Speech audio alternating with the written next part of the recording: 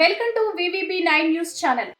ఎన్టీఆర్ జిల్లా జగ్గయ్యపేట స్థానిక బాలికోన్నత పాఠశాలలో అంగన్వాడీ కార్యకర్తలకు పోషణ్ బి పడాయి బి శిక్షణ కార్యక్రమం ICDS CDPO లక్ష్మీ భార్గవి ఆధ్వర్యంలో శనివారం నిర్వహించారు. ఈ శిక్షణ కార్యక్రమంలో ప్రముఖ వైద్యులు డాక్టర్ అనిల్ కుమార్ పాల్గొని పుట్టుక లోపాలు ఉన్న చిన్నారులను గుర్తించడం, ఎదుగుదల లోపాలు గురించి వివరించారు. చిన్న వయసులోనే గుండె సంబంధిత లోపాలు ఉన్న చిన్నారులకు ఆరోగ్యశ్రీ పరిధిలో అందించే వైద్య సేవలను గురించి, ఆడవారిలో సర్వైకల్ క్యాన్సర్, బ్రెస్ట్ క్యాన్సర్ ను ముందుగానే ఎలా గుర్తించాలి,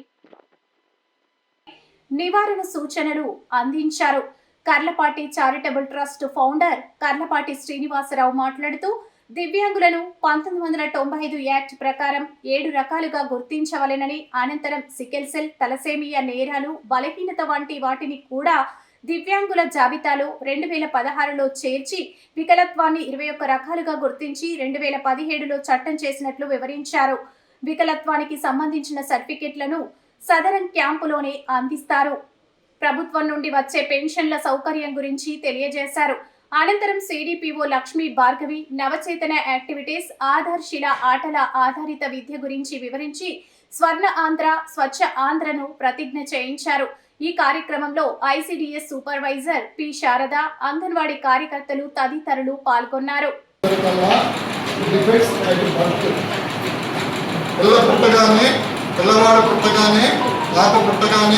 ఆ వచ్చేటువంటి డిఫెక్ట్ని కనుక మనం బోర్డు తీసుకుని మనం తీసుకుంటే, ఒకటి బర్త్ డిఫెక్ట్స్, బర్త్ డెఫిషియన్సీస్, అంటే మనకి ఏమన్నా లోపం వల్ల వచ్చింది, డెఫిషియన్సీస్ వల్ల, అలాగే డిసీజెస్ వల్ల కూడా వచ్చింది. తర్వాత డిలేస్ అండ్ డిజబిలిటీస్, ఇప్పుడు ఏమైనా మెచ్యూరిటీ కానీ, మనకి మెంటల్ మెచ్యూరిటీ కానీ, మనం వాటిల్లో కనుక ఏదైనా డిలే అవుతున్నప్పుడు ఆ యొక్క డిలేస్ అండ్ డిజబిలిటీస్, వాటి వల్ల డిజబిలిటీస్ ఫామ్ అవుతూ ఉంటాయి. వాటిని మనం ముందుగా కనుక్కోవాల్సిన ప్రధానమైన గవర్నమెంట్ యొక్క ఉద్దేశం ఏంటంటే ఎర్లీ డిటెక్షన్ 100%. అలాగే prevention is better than cure, అంటే జబ్బు రాకముందే మనం చేయించే కార్యక్రమాలు, వ్యాక్సినేషన్ కానీ ఇవన్నీ కానీ, prevention is better than cure. అలాగే ఎర్లీ డిటెక్షన్ కనుక మనం చేయగలిగితే, ఎర్లీ డిటెక్షన్ కానీ ఎర్లీ డయాగ్నోసిస్ కానీ చేయగలిగినట్లయితే మనం డిఫార్మిటీస్ని, డిజబిలిటీస్ని మనం చేసుకోలేం. ఫర్ ఎగ్జాంపుల్, మనకి పోలియో వ్యాక్సిన్ వేయించుకున్నాం.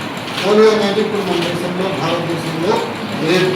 అలాగే మనకి లెప్రసీ ఉంది. లెప్రసీ కేసు కనుక ఫస్ట్ మనం రాగానే డయాగ్నోస్ చేయగలిగితే, వాళ్ళకి ఇదివరకు మనం చిన్నప్పుడు మనం చూసినట్లయితే బస్ స్టాండింగ్లో కానీ, రైల్వే స్టేషన్లో కానీ ఎక్కువ మంది బ్యాచెస్ వేయించుకొని అడుక్కునేవాళ్ళు. ఇప్పుడు ఎవరన్నా కనపడుతున్నారా మీకు? ఎందుకంటే లెప్రసీ ఈజ్ 100% క్యూరబుల్.